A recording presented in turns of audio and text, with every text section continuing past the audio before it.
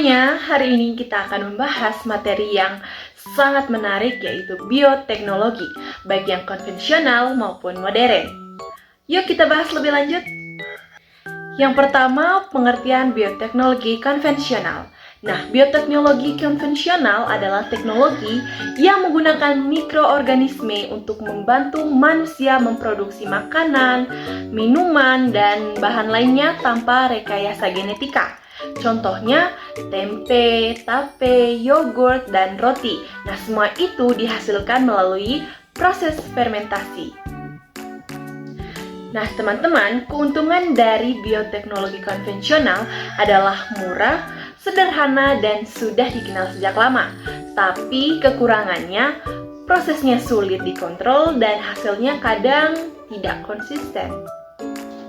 Lalu, penerapannya bukan cuma di dapur, tetapi juga di pertanian, kesehatan, dan industri makanan.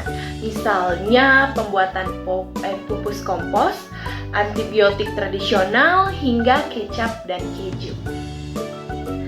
Oke teman-teman, sekarang kita akan masuk ke dunia bioteknologi modern. Nah, disinilah ilmu genetika mulai berperan penting. Nah teman-teman, salah satu teknologi utamanya adalah transplantasi gen atau rekayasa DNA.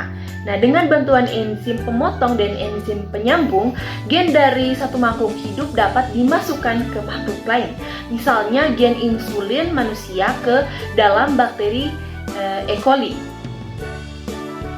Nah, bakteri itu kemudian akan memproduksi insulin dalam jumlah besar yang bisa digunakan oleh penderita diabetes. Teknologi ini dikenal sebagai teknologi DNA rekombinan. Selanjutnya ada juga teknik bayi tabung atau in vitro fertilization. Nah, sel telur dan sperma dipertemukan di luar tubuh, lalu embrio ditanamkan kembali ke rahim. Nah, teknik ini membantu pasangan yang kesulitan memiliki keturunan. Nah, untuk menyisipkan gen, para ilmuwan menggunakan plasmid.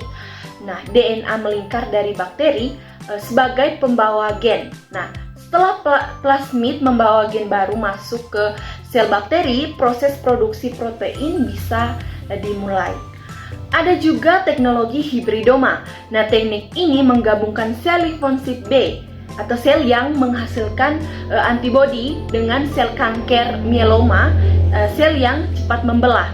Nah, hasilnya nanti sel hibridoma akan menjadi penghasil antibodi monoklonal yang digunakan untuk diagnosis dan terapi penyakit tertentu. Terakhir, kita akan membahas transplantasi inti atau nuclear transfer.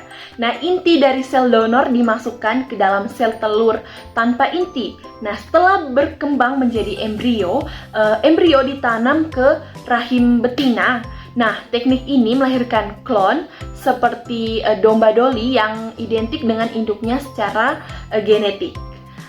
Oke teman-teman, jadi itulah rangkaian perjalanan dari bioteknologi konvensional hingga modern. Nah, dari fermentasi tempe hingga cloning domba, bioteknologi telah membantu kita memahami, memanipulasi, dan memanfaatkan makhluk hidup demi kebaikan manusia.